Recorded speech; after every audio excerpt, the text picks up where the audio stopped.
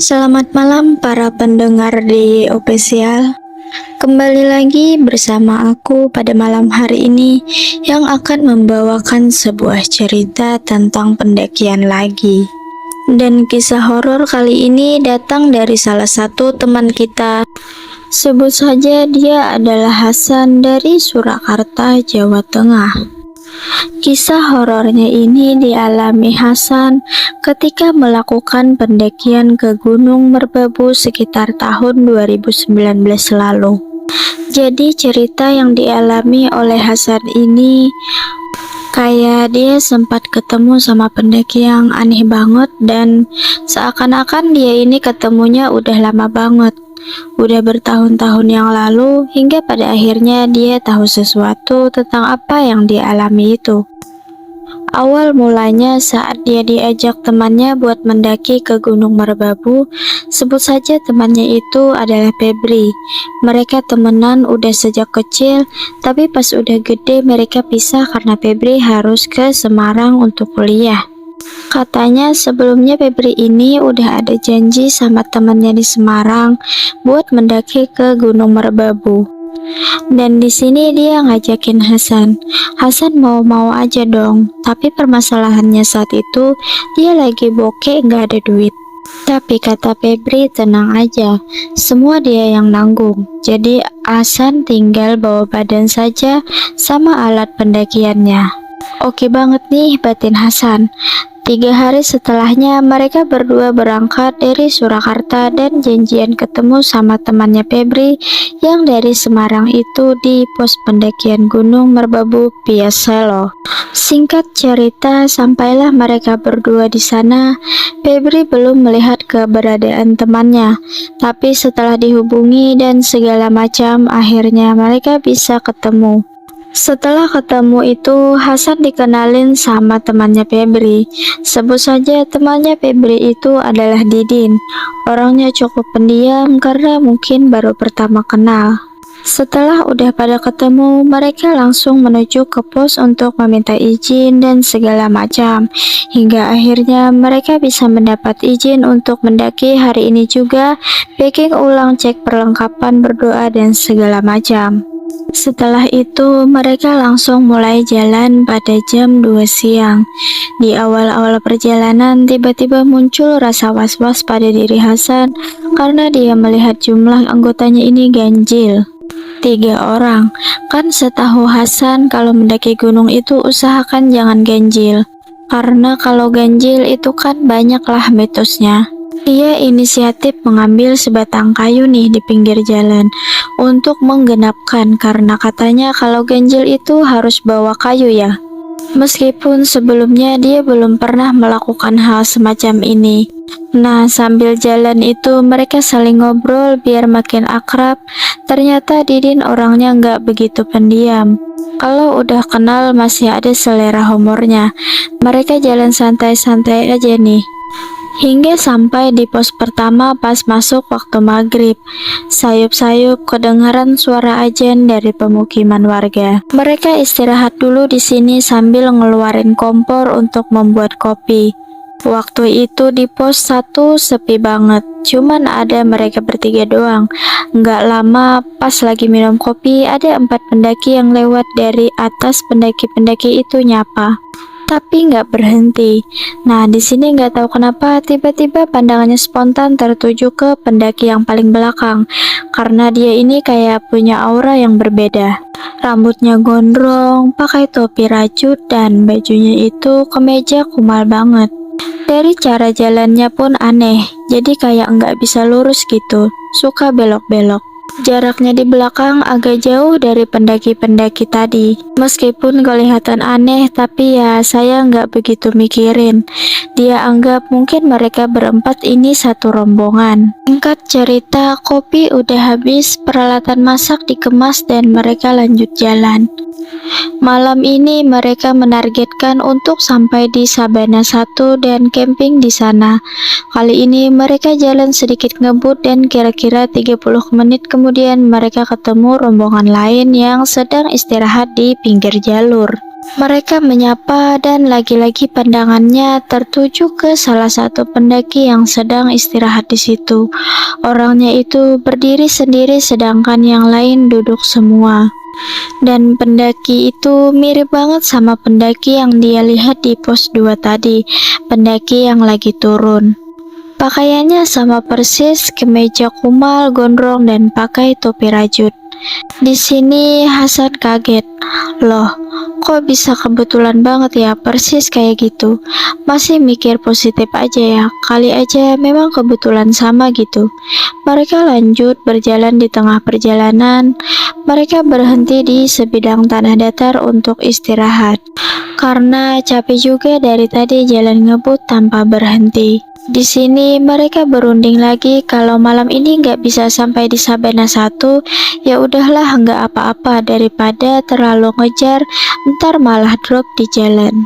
Setelah cukup istirahat, mereka lanjut jalan lagi dan sampai di pos 2 sekitar jam setengah 9 malam. Karena capek dan udah malam juga, akhirnya mereka putuskan untuk camp di sini saja dan lanjut jalan lagi besok. Tenda dipasang, kemudian mereka masak untuk makan. Nah, pas lagi masak, rombongan yang tadi papasan sama mereka di jalur baru sampai di pos 2 dan ikut camp di situ. Hasan nyari-nyari pendaki yang kumal tadi, tapi saat itu enggak ada. Enggak tahu, enggak ada apa enggak kelihatan. Setelah selesai makan dan segala macam, mereka langsung tidur dan besoknya sekitar jam 7 mereka pada bangun. Rombongan yang ikut camp di sini masih pada tidur dan pagi itu mereka langsung bikin kopi untuk menghangatkan badan. Enggak lama kemudian, satu persatu pendaki yang semalam itu pada bangun, mereka saling sapa. Tapi pagi itu Hasan enggak melihat pendaki kumal yang semalam. Jadi di rombongan itu emang enggak ada pendaki itu. Salah satunya sempat ditanya juga sama Hasan, mendakinya berapa orang? Dan katanya mereka mendaki 5 orang. Dan yang ada di situ pagi itu pas 5 orang. Hasan mikirnya mungkin pendaki itu udah ganti baju. Secara kan itu bajunya udah kumal banget. Lagi pula dia juga enggak melihat wajahnya. Jadi enggak tahu persis. Akhirnya ya udahlah, enggak perlu dipikirin juga.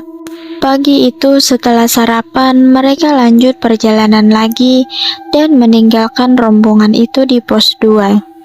Kali ini mereka jalannya santai banget, sesantai-santainya, karena tujuan mereka adalah semalam lagi di Sabana 2. Singkat cerita, sampailah mereka di pos 3.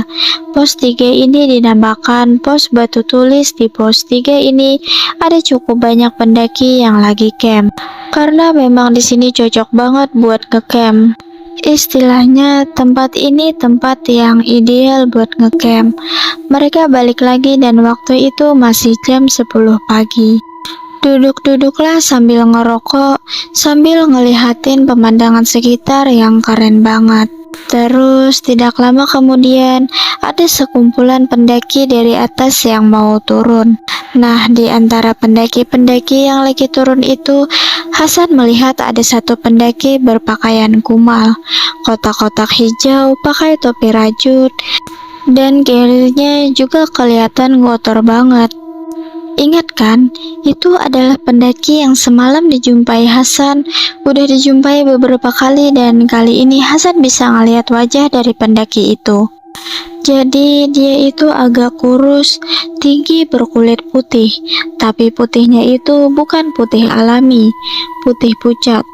Hasan bilang pada Febri dan Didin, bro, kalian lihat orang itu dah, sambil dia nunjuk ke pendaki yang dimaksud. Febri dan Didin lalu nyariin, tapi dia nggak ngerti yang mana yang dimaksud Hasan. Karena memang rombongan itu banyak banget, kira-kira ada 15-an orang. Itu bro yang bajunya kumal, lanjut Hasan. Emangnya kenapa sih bro? Tanya Febri. Di sini Hasan menjelaskan kalau dia ini melihat pendaki itu sejak semalam dan udah berkali-kali. Kadang melihat lagi naik, kadang lihat juga lagi turun. Mirip aja kali bro, kata Febri. Waduh, enggak. Aku ingat betul sama pakaiannya. Dia itu kotor banget bajunya, lanjut Hasan. Kalau kayak gitu bisa jadi itu porter atau mungkin Gitro, sahut Didin. Oh ya benar juga nih kata Didin. Bisa jadi aja dia itu porter. Soalnya kan setiap kali melihat pendaki itu pasti sama pendaki lain juga. Oke lah, anggap aja dia adalah porter. Setelah cukup istirahat, mereka lanjut jalan lagi menuju ke pos 4 atau Sabana 1. Setelah menempuh kurang lebih 1 jam perjalanan, sampailah mereka di sana siang ini. Suasana di pos 4 cukup berkabut, dan lagi-lagi Hasan melihat ada pendaki kumal sedang duduk jongkok di antara tenda pendaki yang sedang ngecamp. Duduknya itu tenang banget, nggak bergerak sama sekali dan tatapannya kosong ke bawah. Jadi posisi mereka ini nggak berhenti di pos 4 dan Hasan melihatnya itu sambil jalan dan agak samar-samar. Itu karena suasana cukup berkabut. Loh, itu orang kan tadi udah turun. Kenapa sekarang tiba-tiba ada di sini? Kapan naiknya? Batin Hasan. Sekuat-kuatnya bisik porter, gak mungkin bisa secepat itu. Dan dari pos 3 tiba-tiba ada di sini. Lagi pula dia gak ngelihat naiknya tadi. Mulai bingung nih si Hasan. Aku ini salah lihat apa gimana sih? Kok bisa orang itu ada di mana-mana ya? Batin Hasan. Jadi sampai di sini ya saya udah ngelihat orang itu kesekian kali. Dia nggak bilang apa-apa ke temannya karena emang dia lagi fokus jalan dan orang itu secara tidak langsung menghantui otaknya. Membuat Hasan ini berpikir keras tentang orang itu. Singkat cerita, sampailah mereka di pos 5 atau Sabana 2 sekitar jam 3 sore. Sampai di sini mereka langsung mendirikan tenda dan mengeluarkan semua isi tas masing-masing. Kebetulan banget saat itu mereka ini ada di tempat yang cukup nyaman untuk ngecamp. Setelah semuanya udah beres, mereka masak-masak, bikin kopi dan segala macam. Habis itu mereka pada tidur sampai menjelang maghrib, baru kemudian bangun karena kedinginan. Pemandangan di Sabana ini benar-benar keren. Untungnya sore itu kabut udah hilang, jadi mereka bisa melihat senja dengan sempurna. Matahari semakin lama semakin surup dan suhu dingin pelan-pelan masuk ke dalam tubuh. Hasan menyalakan kompor untuk membuat cemilan, sementara Febri dan Didin mengumpulkan kayu untuk perapian nanti malam. Tapi saat itu Febri dan Didin hanya dapat kayu sedikit banget karena memang tempatnya ini vegetasi terbuka. Cuma ada rumput alalang yang banyak. Malamnya mereka pada duduk nih di depan tenda sambil menyalakan perapian dan menikmati minuman hangat. Kemudian di situ Hasan cerita lagi ke teman-temannya tentang pendaki yang berkali-kali dia lihat. Temannya kayak biasa gitu dengarnya dan menganggap orang yang dimaksud Hasan itu adalah porter. Hasan pun yang awalnya beranggapan seperti itu tiba-tiba sekarang kurang yakin. Karena itu aneh banget orangnya bisa ada di mana-mana loh. Karena dingin dan perapian juga udah mati, mereka pada masuk tenda. Belum terlalu malam sih, waktu itu masih sekitar jam 7-an. Pendaki lain juga masih pada rame di luar. Oh ya, jadi mereka ini cuma pakai satu tenda yang berkapasitas 4 orang yang mereka tempati bertiga. Setelah lama-lama di dalam tenda, kok jadi ngantuk? Terlihat Febri dan Didin udah pada tidur nyenyak. Akhirnya Hasan juga ikut tidur. Gak tahu jam berapa, si Hasan kebangun karena kedinginan. Sleeping bagnya lepas dari badannya. Udah kebangun, dia udah gak bisa tidur lagi. Terus dia keluar tenda untuk bikin kopi sambil ngerokok. Malam itu suasana sekitar udah sepi banget. Nggak tahu sekarang ini jam berapa, kok pendaki udah pada tidur semua. Dia nyalain tuh sisa-sisa kayu bakar yang tadi biar hangat. Dan pas lagi enak-enaknya ngopi, tiba-tiba ada yang datang. Tahu nggak siapa yang datang itu? pendaki yang dijumpai Hasan berkali-kali pendakian bajunya kumal itu. Dia menyapa Hasan dan duduk gak jauh dari situ. "Misi mas, ikut ngangetin badan ya." "Oh iya mas, silahkan silahkan." "Nah ini nih orangnya," batin Hasan. "Oh belum tidur mas." "Udah mas, tapi kebangun gara-gara dingin." "Sendiri atau gimana?" "Ada teman lagi tidur di dalam." Ngobrol-ngobrol lah mereka. Hasan nawarin kopi dan rokok, tapi pendaki itu menolak. Dia malah ngeluarin kompor dan nistingnya sendiri untuk membuat kopi sendiri. Katanya dia ini punya selera kopi sendiri, jadi dia bikin sendiri saja. Sembari dia bikin kopi, Hasan tanya-tanya apakah dia ini porter atau guide. Katanya sih dia cuma pendaki biasa, dan katanya dia udah di gunung ini sejak lama. Beberapa tahun silam, pendaki itu sempat nyebutin nama dan tempat tinggalnya juga ke Hasan. Nah ini nih yang bikin aneh. Ya layaknya pendaki gunung, ngopi ngobrol sambil cerita pengalaman masing-masing dan sebagainya. Katanya dia mendaki gunung ini sejak tahun 90-an dan gunung favoritnya itu Gunung Merbabu ini. Dari sini akhirnya Hasan tahu tentang pendaki itu. Setelah lama ngobrol, pendaki itu pamit pergi dan mengucapkan terima kasih karena udah mau nemenin ngobrol. Setelah sudah pergi, Hasan masuk ke dalam tenda dan lanjutin tidurnya. Besoknya pagi-pagi banget dia udah bangun dan ternyata dua temannya itu udah pada bangun duluan. Mereka lagi masak di depan tenda.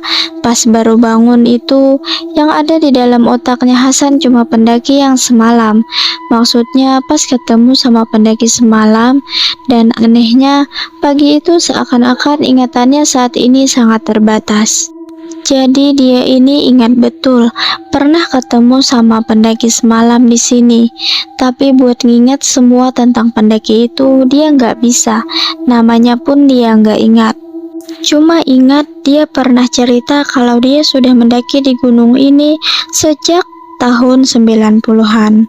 Seakan-akan pertemuan Hasan dengan pendaki itu kayak udah lama banget.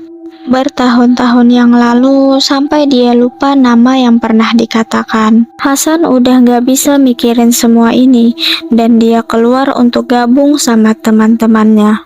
Terus dia sedikit cerita tuh kalau semalam dia ketemu sama pendaki yang kemarin tapi lupa namanya dan segala macam. Pokoknya yang dia rasain itu diceritain semua ke Febri dan Didin. Febri gak tahu apa yang dimaksud Hasan. Maksudnya dia ini gak paham sama sekali apa yang dimaksud Hasan. Terus si Didin tiba-tiba ngomong gini, "Aku tahu artinya bro," sambil dia kayak senyum-senyum tipis gitu. "Emang apaan artinya bro?" "Udahlah jangan dipikirin, nanti di bawah aku kasih tahu," jawab Didin. Ternyata sejak awal Hasan cerita itu sebenarnya Didin udah sedikit paham, tapi dia memilih untuk diam. Oke lah, pagi itu Hasan lupain tentang kejadian semalam dan dia fokus dengan persiapan buat summit ke puncak Kenteng Songo. Setelah sarapan dan segala macam, mereka bertiga jalan summit dan singkat cerita sampailah mereka di puncak Kenteng Songo. Jadi puncak Gunung Merbabu ini ada 3, yaitu puncak Triangulasi, puncak Kenteng Songo, dan puncak Sarif. Tapi mereka bertiga hanya menggapai 2 puncak saja, yaitu puncak Triangulasi dan puncak Kenteng Songo. Enggak sampai ke puncak Sarif karena udah kecapean. Sekitar jam 11 siang mereka balik ke Sabana 2. Sesampainya di sana mereka istirahat sambil ngopi-ngopi tipis gitulah. Setelah udah enggak capek, mereka packing terus jalan turun. Di perjalanan turun mereka enggak ada halangan apapun. Dan Hasan masih mengingat-ingat nama pendaki yang semalam. Tapi tetap saja dia nggak bisa ingat. Dia juga berharap bisa ketemu atau melihat pendaki itu lagi selama perjalanan turun. Tapi kali ini dia udah enggak lihat sama sekali. Jadi terakhir kali ngelihat ya semalam itu. Singkat cerita, sampailah mereka kembali di pos pendakian sekitar jam 5 sore. Sampai di situ, mereka langsung cabut dan mampir di sebuah warung untuk makan. Nah, di warung itulah Didin bercerita, ternyata sebenarnya dia ini sedikit peka dengan hal gaib, dan sejak awal dia juga udah ngerasa ada yang janggal dengan pendakian ini. Tapi dia positif thinking aja dan berdoa semoga selamat sampai kembali turun. Tentang pendaki yang dilihat Hasan, menurut Didin, dia itu adalah orang yang sudah meninggal. Entah meninggal di Gunung Merbabu atau di mana, yang jelas dia adalah seseorang pendaki aktif di masa lalu. Karena saking senangnya dengan pendaki lain memilih untuk tinggal di Merbabu dan dia selalu ngikutin rombongan pendaki kalau ada yang berjumlah ganjil. Kenapa dia enggak ngikutin rombongan mereka? Kan waktu itu mereka 3 orang. Karena saat itu Hasan ini membawa kayu yang tanpa disadari kayu itu adalah penggenap jumlah mereka. Ada lagi kenapa bisa ingatan Hasan terbatas untuk mengingat nama pendaki itu. Karena tanpa disadari malam itu Hasan ini dibawa ke masa beberapa tahun lalu. Jadi wajar saja kalau Hasan ini enggak ingat semua tentang pendaki itu. Dari awal sebenarnya Didin udah bisa merasakan kehadiran orang itu. Hanya saja dia tidak diberi kesempatan untuk melihat. Cuma bisa ngerasain aja, dan ternyata yang bisa melihat orang itu adalah Hasan. Makanya malam itu dia menampakkan sosoknya ke Hasan, karena dia tahu kalau Hasan bisa melihat kehadiran orang itu. Panjang dah pokoknya ceritanya. Di warung itu sampai nggak kerasa waktu sudah menunjukkan jam 8 malam. Dari warung itu, Hasan dan Febri pisah dengan Didin dan sampai kembali di rumah tanpa ada kendala apapun. Nah, itu tadi adalah sebuah kisah horor yang bisa aku sajikan ke kalian semua. Buat yang masih stay, aku ucapin terima kasih dan tunggu cerita horor aku selanjutnya. Lalu jangan lupa untuk subscribe, like, dan komen di channel ini.